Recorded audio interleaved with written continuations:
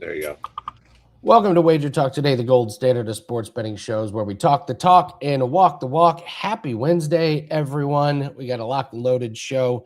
We've got MLB. We've got WNBA. We're going to talk Kenneth Walker of the Chiefs, their future, and we're going to go over a few other news and notes items. Drew Martin is going to join us. Yankees, Orioles, Cardinals, Reds. We're going to break down that. And then Skee Profit. We're going to talk a little WNBA Tempo Mystics. Huge game tonight, Lynx versus Valkyries. That's the game of the night for sure. We're going to get his thoughts on those. But we have to start with the play of the day. We had a no play yesterday because we had a pitching change. I was awful yesterday. I could not pick a winner to save my life. The Contender Series play, our guy lost to an absolute bum. It was just one of those days where you cannot pick anything right. So today's play of the day is the only client play that we have up for today. It is the tennis doubles play. Starts this afternoon. We're going to take Sinikova and Townsend, and we're going to parlay that with Guo and Mladenovic. Sorry if I butchered those names. Listen, Sinikova and Townsend, they haven't played together since July 9th. This is their very first tournament since then. They won a close one in the first round, but this is still a top two team in the world. They got the rust off. They should be in sync now. And with the injury to Stefani, this is probably the best team in doubles right now. So I do not expect a lot of pushback from Jovic and McNally. Their first tournament playing together. Jovic isn't a top 80 ranked player. I could go on and on and on. We'll move on to Guo and Mladenovic. They're ranked number 12 and 13 in the world. Full-time team. This team won Wimbledon. Last tournament, they got upset in the first round, but the first round of this tournament, they won in straight sets. I expect them to make a deep run here. Kostyuk and Stearns, they're not in the top 90 ranked players. First tourney they played together in. They barely beat the Williams sisters. They are not on the level of the opponents. So we parlay this minus 128. That is my only client play as of now for today. That is at the WTA Doubles Cincinnati. So there's your play of the day. All right, we got some news and notes here. Injuries keep piling up in NFL. Alvin Kamara is out for at least a month. The news on Jordan Tyson looks bad for the Saints wide receiver. Mike Evans is out with, quote, tightness. That, to me, sounds like they just don't want to get him any more work to get hurt. Baseball, Mariners tie the largest shutout in Major League Baseball, 22-0 win. Sorry, guys. I had Mariners plus 21.5. My bad. Bad handicapping. I'm kidding. We starting to get some NFL news about preseason week 2. The line has now flipped on the 49ers and the Chargers. The 49ers are now favorites. I'll definitely keep looking into that one. It is Paul Skeens Day. I might ask Drew a little bit about this. Paul Skeens gets skipped to start. Maybe the velocity's back, but I don't know. You might look at it over in that one. Mets at plus 122. That kind of feels like a good bet. Their starting pitcher stock has a 6.57 ERA, but only 3 starts. He pitched great in the 2 home starts. He got shelled in the away, and he's home today. Michael King can be shaky on the road. And then just a little note, Taj Bradley's numbers I've noticed for the Twins have been really down the last 3 games. 15 innings, 19 hits, 11 runs, plays the ice-cold Braves. Braves lost the first 2 against Minnesota. Might be a good spot to come back on the Braves. All right, let's bring in Drew Martin to talk a little baseball. Drew, any thoughts on Mr. Skeens, or are you just wait and see what happens? I mean, my thoughts on him are there's something there, to kind of look to go against him. But I thought you brought it up in terms of having a little bit of extra preparation. Maybe that does help with the velocity. But with a young guy, we're now in the latter half of the month of August. I wouldn't put my hopes in that too much here, Andy. With Skeens and the respect he gets in the betting markets, even though it's not as much as it used to be, he's not a guy I'm necessarily circling to bet on. Yeah, I get it. To me, it's just I'll be happy to either stay away or bet against him until he shows something's back. So let's talk about the Yankees and the Orioles, Cardinals-Reds. We'll start with the Bronx Bombers and the Orioles. We got Warren and Bassett going pretty close line here. Yankees, feel like it's always going to be a Yankees tax. They come in at minus 120. What do you think of this game? Yeah, I mean, the Yankees 70 wins on the season. Trying to stay there with the Rays in the top of the AL East, and 5 games back. We'll see if they catch them. But speaking of the Rays, the Baltimore Orioles had a tough series over the weekend, playing 4 games at Tropicana Field. That has been a tough place to win games this season. But sure enough, they won it. They won 3 of 4 there in Tampa. However, they did lose game 1 of this series. You bring up Will Warren and Chris Bassett. Looking at Will Warren, he's a guy I like to bet on, Andy. I mean, you look at his overall numbers, they're not flashy, they're not sexy, but his numbers against Baltimore, very good. I mean, he's gone, 12 innings this season, giving up just 2 earned runs in each start. He's already faced them twice. Pretty good numbers there. And then Chris Bassett on the other side, this is only his second start back from the IL. In his first start, he pitched in that Tampa Bay series I just brought up. He had 3 walks, only 3 strikeouts. It's a little bit alarming to me. That's what makes me look towards the Yankees at -125. However, these Bronx Bombers bats have not been bombing too much. You go over the last 2 weeks, Andy, one of the coldest lineups in baseball. So that's what kept me off of it from a personal bet given out to the clients. But if you're needing something, hey, we're talking about it. Yankees and Orioles tonight. I would go with the Bronx Bombers. Cardinals and Reds. We got Burns, incredible record and numbers for this year going up against the Cardinals. What do we do with this game? Yeah, Chase Burns. He's fun to watch. The second pick overall out of Wake Forest as we're getting closer to college football. He signed that $9 million deal, 2.47 ERA. The problem with betting the Reds here, the big red machine, they have not been getting big hits at all. They are one of the coldest lineups, if not the coldest lineup, depending what numbers you want to go off of in baseball, going on after the last week, the last 2 weeks. They're also one of the worst hitting lineups against righties. The benefit is today they're going up against a lefty in Lee Vittori here for the Redbirds. He's been a little bit up and down, 5 ERA on the season. It really makes me look towards the bullpens because this is an interesting kind of schedule spot for both of these two teams, and NL Central matchup. This is game 3 of a 5-game series. Yes, you heard that right. 5-game series. They played a doubleheader on Monday, then obviously yesterday, today, and then they got a day game tomorrow. So watch those bullpens. My numbers with both the Cardinals and the Reds have these bullpens pinned about evenly, I guess you could say, in terms of arms ready to go. So, Chase Burns, it looks like the market's on it, though, laying the 45 cents or, thereabouts with Cincinnati, and they're just 1-4 their last 5. I actually think you bring up the Yankees tax. Chase Burns, it's no secret anymore. He's a pretty good pitcher. I think the market's on to it. Therefore, I think the Cardinals plus money. Hey, if you're looking for something in this one, the Redbirds catching a nice plus price, plus 135. That's the side I'd go here with the underdog barking, Andy. Potential on the under with Burns there, with the Reds ice cold, little potential there on the under.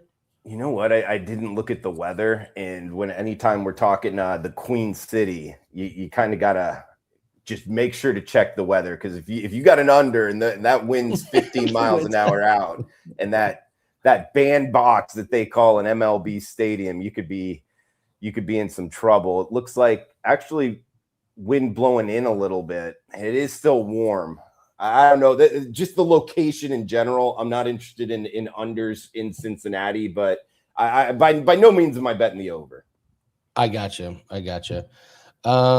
Seth wants to know thoughts on Ohtani plus money for NL MVP.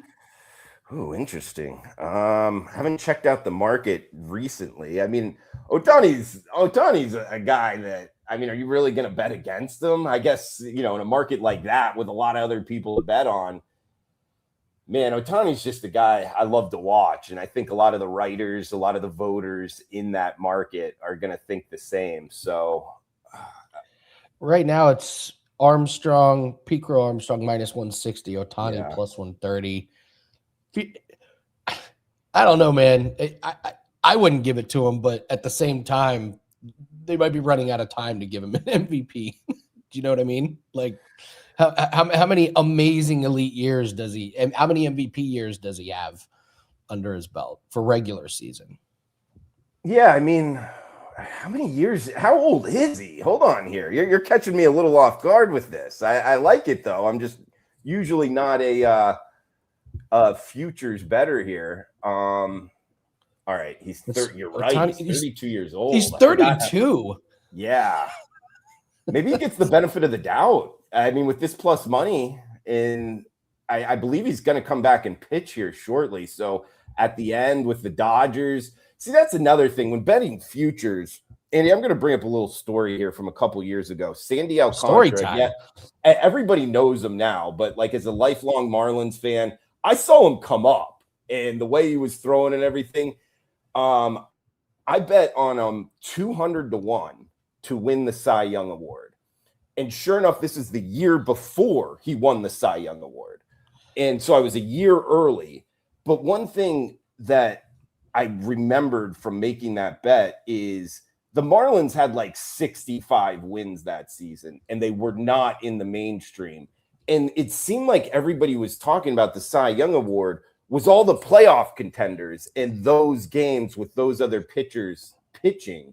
And it just always stuck in my head.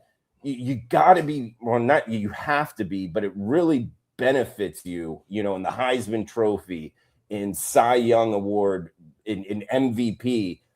The team matters as well, that they're playing in important games at the end of the regular season. Yeah, that's 32. This may be a legacy thing where he gets lobbed an MVP. So interesting take on that one. So Drew, what do you have going on these days? Well, unfortunately, I heard you talking about the last couple days. They have been down days, no way around it. It's been a great baseball season, but a couple losses here in a row to start off this week. You bring up the Braves. I'm with you, man, going down. And this is one of the toughest things because I lost on them on Monday and I come back, you know, I'm like, this is the sport of baseball. You can't let one loss get off of you. And sure enough, I lose last night.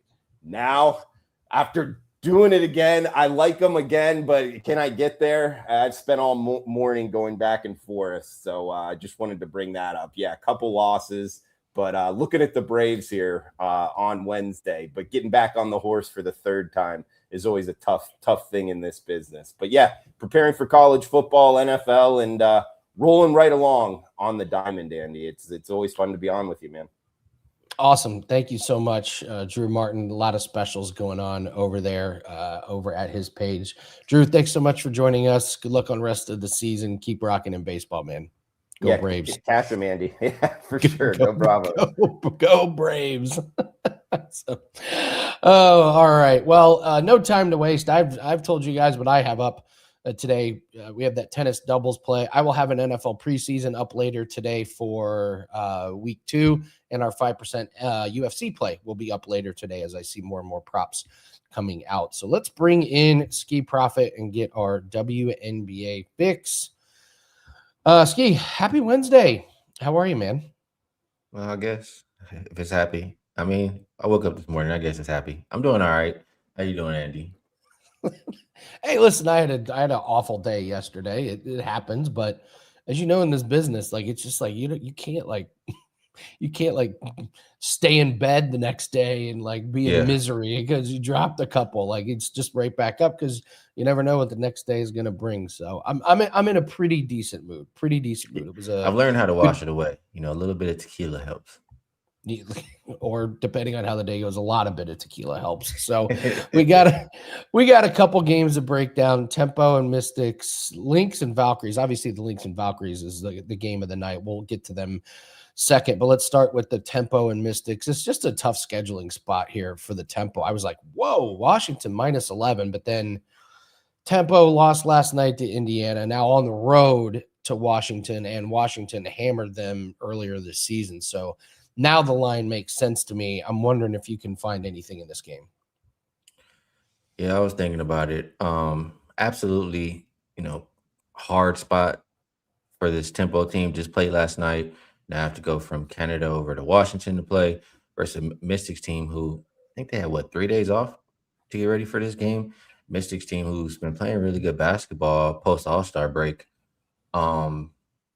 It's just we haven't seen the tempo unrested at all, but we've seen them as on the road as road underdogs or as big road underdogs, and they've been good. I think they're 5-3 as double-digit dogs, 11-5 as road dogs in general.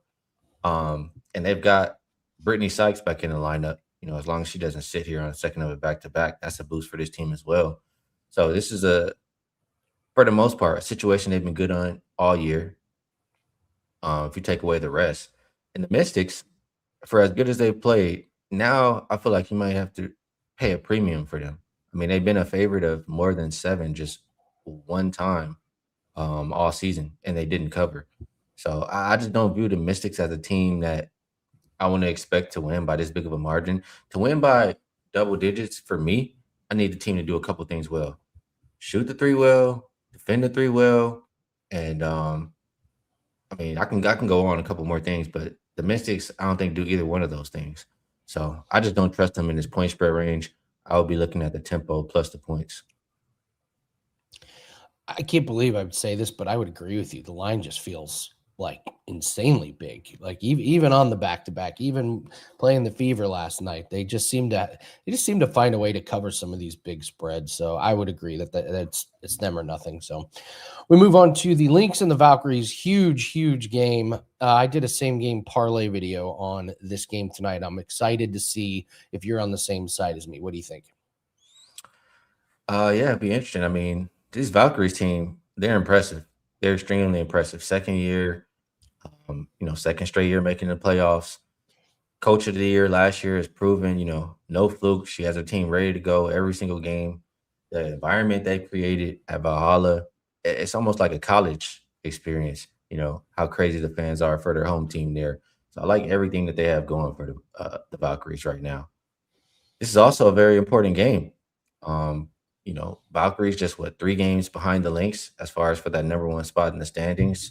And these teams play again within a week. So 2 extremely important games. Now, when all those nice things I said about the Valkyries, all those things, I mean, the Valkyries are 0-8. They've never beaten the Lynx in the existence of their franchise, which is 2 years. So yes, Golden State is a good team. But in the words of my guy Dutch, there's levels to this shit. And Minnesota is on a completely different level. They've already beaten the Valkyries twice this season. That was without Fee in the lineup. Now you add, MVP caliber player, Nafisa Collier, fully healthy Lynx team. A Lynx team that's had extended rest. And yes, I just praise Natalie Nakase, for how good of a job she's done as a coach. Who's a better coach than her? Cheryl Reeve. And with a couple extra days to prepare in an important game, I would trust her to have her team ready to go. So I think the Lynx are the right side in this game. And we'll see how it goes. I was leaning towards the over in this one. I found this stat interesting. The last 5 games, this is your number 1 and number 2 offensive rated teams in the league. So I mean, listen, you're taking a chance when you're taking an over in a Valkyries game, but I was just like, close game, 2 offenses clicking. Maybe we got there. So interesting one. Even Celine noticed the offense. So Drew didn't get a chance to ask you while he was on there. What's your favorite casino in Vegas now? Yeah, I don't know. That's a hard question. I mean, we know what the answer has been over the years, but times are changing. I don't think I have one currently. I don't. I just kind of float around to different ones every single day. I used to be a mainstay for me now. I mean, over the years, but not anymore. So unfortunately, I don't think I have one anymore, Drew. Well, I'll have you come out to Indianapolis and I'll take you to the couple casinos around me, and that will make you appreciate what you have in Las Vegas a lot I'll more. tell you a really, really quick story that I can remember that made me appreciate Vegas. Maybe I need to think about that a little bit more. But it was last time I went to Detroit. So people over there in the office will know.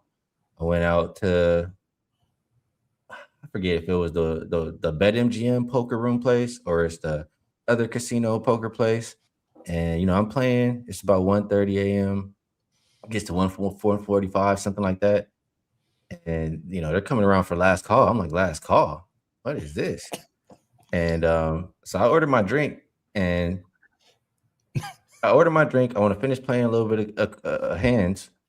The lady gives me my drink. She stands there and is waiting for me to finish it.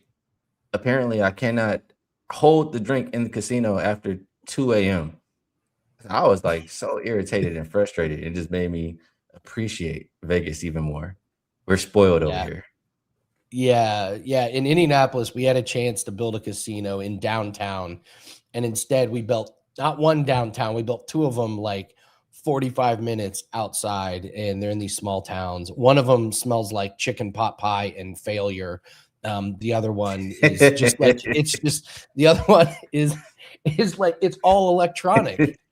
There's no dealers, and the ones that they do have are they're the slowest dealers. Like every time I look, I was like, your boss has got to be going nuts. The lack of hands that you're getting per hour here. They do have awesome horse racing tracks, which is why they were built. But yeah, as far as the casino goes, they're rough. Yeah, I took my wife there for our anniversary once. We walked in and did one lap and just like continued walking back outside to the car. Like, let's just get a movie home. I feel you on that. Oh, it's a little rough. So, all right, what do you have going on over at WagerTalk, Skee? Well, overall, so far this year, I'm up somewhere around the 115 unit mark. I do have a play up for today. It's one of the two games that we talked about. And I feel pretty confident about it. So if you want to rock with me on that, if you want to see the write-up, you can find it on my page. And, NBA is still creeping up. If you want to get in with the NBA early bird, I made over 100 units last year. I'm up plus 275 units, over the last handful of years. NFL, I know that's coming up too. If you guys are interested in that from me, I do have a future already that I really absolutely love. I'm 20-7 on futures. And player props. If you're a person who likes player props, I believe I was 17-8, something like that last season. So that's what you can look for, on my page if you're interested. We're always interested, Skee. You've been having a phenomenal year. Congratulations to you, and thanks for joining us every Wednesday. Rest up. Let's have a good Wednesday. Later. All right, man. Skee Profit joining us on a Wednesday. Again, we'll have a 5% UFC play that is up. We'll have an NFL preseason play that is up. We're starting to get it's a lot of joint practices this week. So the more information we get from joint practices and the more information about, hey, who's starting. I'm actually not too worried about who starts in these NFL games. I feel like these lines are determined by who's starting. It's like, well, they're playing their starter. And it's like, yeah, for 7 plays. Who's coming in for a majority after the starters? That's the information that I look for. So Zach is all in on the Guardians. I gotta give Zach credit. He is hammering this one home. So Zach, make sure you show up tomorrow so we can celebrate with you when this one hits. I got a good feeling on the Guardians. So, all right, we're gonna wrap it up with our NFL future of the day. It is running back Wednesday. We're going to go to the Kansas City Chiefs, newly acquired Kenneth Walker over under a hefty 949.5 rushing. Okay, so Kareem Hunt, Isaiah Pacheco, and Brashard Smith rushed for over 1,200 yards combined last year. Right now, the depth chart in Kansas City is Kenneth Walker, Emari DeMercado, Emmett Johnson, and Brashard Smith in the backfield. The Chiefs' offensive line, depending on what website you look at, they're all ranked above average. PFF has them ranked 8th. PFF has a lot of faith in them this year. Josh Simons and Creed Humphrey are studs. So, to me, it goes to health. Walker played 17 games last year. He got 221 rushes for 1,027 yards when it was kind of a split backfield. You've got Mahomes coming back from the ACL. They are not going to want Patrick Mahomes to run at all in the first half of the year. I think they really brought in Walker to take a heavy load this year. 221 rushes is not a lot of wear and tear on the body last year. They do play some tough defenses, But then they have some defenses that he's going to have a field day against. Weeks 2, 3, and 4, he gets the Colts, the Dolphins, and the Raiders. So I think he gets off to a huge, huge start here. I'm going to go with the over on this one. I'm trying to decide whether it's good enough for a client play. I don't think it is because I don't like taking these big numbers on the over. But, man, if this guy plays 15 or 16 games, I think they lean on him pretty heavy, especially early on, and he gets some good matchups. Don't be surprised if he's halfway to this total by week 6, maybe even week 5. So we'll see. But I really like Kenneth Walker to have a good year. Fantasy-wise, I don't know where I stand on him because I don't know if he's going to be the true goal line back or if there's going to be short passes to Travis Kelce, but yards-wise, I think he'll be good. I have not drafted him in any mocks, but I think Kenneth Walker has a nice year for the Chiefs. You have him. I have the number 3 pick in fantasy. Would love to see him in round 2. In round 2, absolutely. Absolutely. I think that'd be good. That's about where he went in my big draft. So. All right, that's going to do it for a Wednesday. Quick show. Tomorrow we got a big show. Yanni's going to join us. We're going to start going over UFC. We got a big fight weekend. PFL, BKFC, and UFC. So a lot of work to be done handicapping those, and we'll start going over those tomorrow. Don't forget, NFL preseason bet will be up tonight, as well as the 5% UFC play. And then tomorrow we start getting locked and loaded for the weekend. Appreciate you guys joining for us. Good luck on all your bets. We'll see everyone tomorrow. Don't forget the like button, subscribe, and drop a comment below. Hit the bell. That way you get notified when videos go live. And myself and Jan drop the BMW championship video. So if you want to get ready for golf, that video is up right now. Big tournament this weekend with some good plays. Good luck on your bets. We'll see everyone tomorrow. Take care.